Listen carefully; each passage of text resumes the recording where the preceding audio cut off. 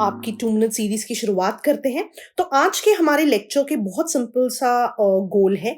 पहला कि प्री के पर्सपेक्टिव से आपको क्या चीजें पता होनी चाहिए, राइट? लेकिन more than that I also want you to understand the mains analysis. तो ऑल्दो ये टॉपिक 2 मिनट में खत्म हो जाना चाहिए, but I want to take another 3-4 minutes so that आप इसका पूरा का पूरा मेन्स एनालिसिस समझ लें और ये भी समझ लें कि इनको आप आंसर्स में कैसे यूज करेंगे। ठीक है जी। तो the topic is supply chain resilience initiative.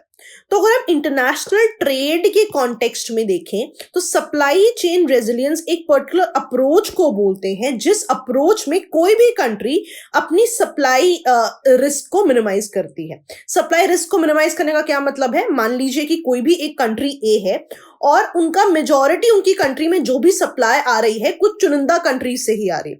अब मान लो कोई भी अनफोर्सीन डिजास्टर हो जाए तो ऑब्वियसली उनकी सप्लाई चेन्स रुक जाएंगी उन कंट्रीज में, राइट? तो अल्टीमेटली कोशिश क्या की जाती है इस सप्लाई चेन रेजिलियंस इनिशिएटिव से कि जो अपनी सप्लाई चेन है, जहां से किसी कंट्री को सामान आ रहा है, उसको डाइवर्सिफाई किया जाए सो दैट कोई भी कंट्री कुछ चुनिंदा कंट्रीज या कुछ चुनिंदा सप्लाई नेशंस पर ही डिपेंडेंट ना रहे, रादर अपनी सप्लाई चेन्स को अल्टीमेटली क्या करें?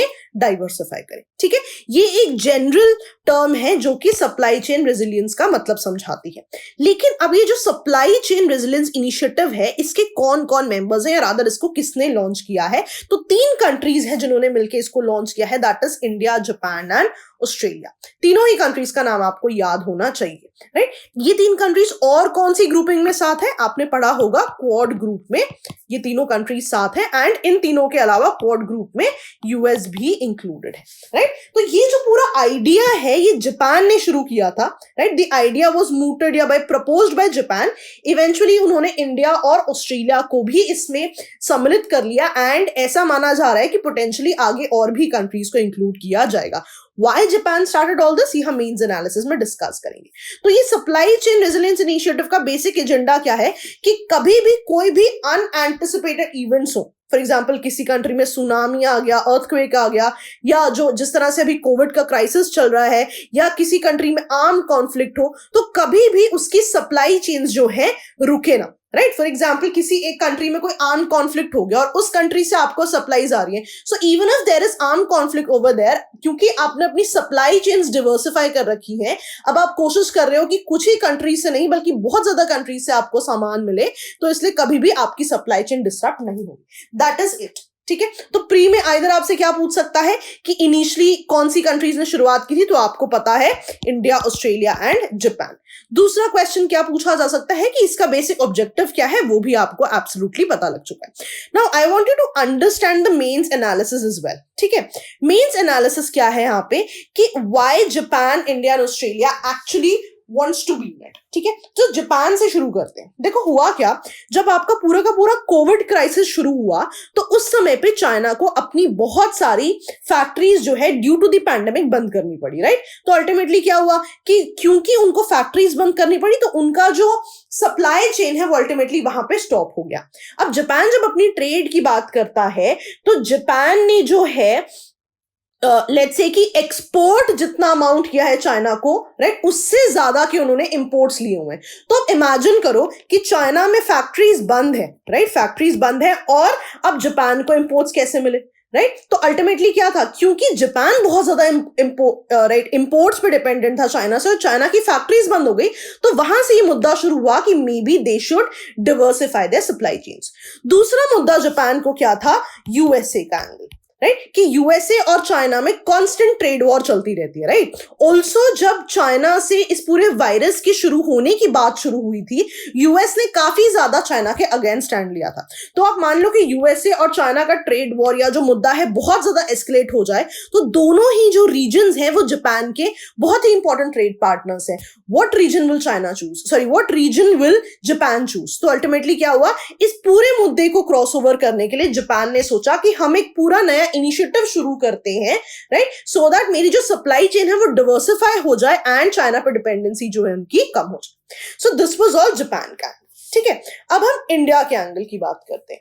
ठीक है, इंडिया का अगर मान लो मुझे कुछ भी नहीं पता ना, मुझे सबसे पहले मेरे दिमाग में आत्मनिर्भर भारत आना चाहिए कि इंडिया तो सबसे पहले चाहता ही है कि वो एब्सोल्युटली सेल्फ रिलायंट बने। कितना ज्यादा मुद्दा था लास्ट ईयर कि इंडिया को बहुत ही ज्यादा चाइनीज डोमिनेशन है इन द इंपोर्ट्स पार्ट, कि इंडिया जो है चाइनीज सप्लाईज पे बहुत ज्यादा डिपेंडेंट है और इंडिया चाहता है कि ऐसी सप्लाईज ना आए, रादर कुछ सप्लाईज तो बंद भी कर दी गई थी।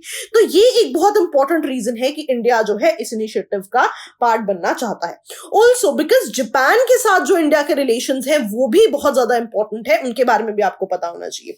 जापान जो है इंडिया में 4th लार्जेस्ट इन्वेस्टर है। सेकेंडली, जो जापानीज इंपोर्ट्स हैं राइट इंडिया में जो आते हैं वो पिछले 12 साल में डबल हो चुके हैं। तो आप देख रहे हो ट्रेड ऑलरेडी बहुत ज्यादा है। तो ऐसी कंट्रीज जिनसे इकोनॉमिकली हमें बहुत बेनिफिट हो सकता है म्यूचुअल बेनिफिशियल रिलेशनशिप में, उसमें डेफिनेटली इंडिया इंक्लूड होना चाहेगा। ऑल्सो अगर मैं आपको बताऊं, इंडिया में स्टैटिस्टिक्स के हिसाब से more than 1400 Japanese companies operate कर रही हैं। तो आप सोचो कि जापान और इंडिया कितना ज्यादा इकोनॉमिकली लिंक्ड है, इसलिए इंडिया के बहुत ज्यादा इंटरेस्ट थे जापान के साथ इस पर्टिकुलर इनिशिएटिव में मिलने के लिए।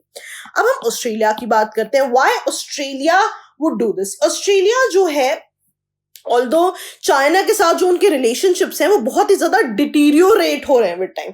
डिटीरियोरेट कैसे हो रहे हैं? रिसेंटली चाइना ने जो है बीफ इंपोर्ट्स बैन कर दिए थे from Australia right. After that what happened, eventually जो है ऑस्ट्रेलियन बार्ले पर भी चाइना ने जो है कुछ ना कुछ टैरिफ्स लगा दिए राइट। अब मान लो इंपोर्ट्स बैन कर दिए, टैरिफ्स लगा दिए, तो ऑब्वियसली कहीं ना कहीं जो है ये कंट्रीज एक दूसरे से क्रॉस हो जाते हैं। तीसरी चीज क्या हुई कि बहुत बार ऐसा देखा गया कि चाइनीज मिनिस्टर्स ने जो है वार्न किया है अपने स्टूडेंट्स को जो कि ऑस्ट्रेलिया में जाके पढ़ना चाहते हैं कि ऑस्ट्रेलिया में बहुत ही ज्यादा रेसिज्म होता है, इसलिए आपको वहां पे नहीं जाना चाहिए। रादर जो टर्म ऑस्ट्रेलियन कल्चरल मिनिस्टर ने यूज की है वो ये थी कि he urge them to reassess their aspiration. आप रीअसेस कीजिए कि एज अ चाइनीज सिटीजन क्या आप ऑस्ट्रेलिया में पढ़ना चाहते हैं। तो बिल्कुल, क्योंकि वहां पे रेसिज्म की बात पे भी चाइना ने बहुत ही स्ट्रिंजेंट स्टैंड लिया था, तो ऑस्ट्रेलिया के जो रिलेशंस है चाइना से वो भी कहीं ना कहीं डिटीरियोरेट हुए। इसीलिए तीनों कंट्रीज के पास अपने अपने रीजंस है कि they want to come up with this particular initiative so that ये जो सप्लाई चेन्स है जो ये चाइना पे बहुत ज्यादा डिपेंडेंट है, कहीं ना कहीं इससे हम बाहर निकल पाए।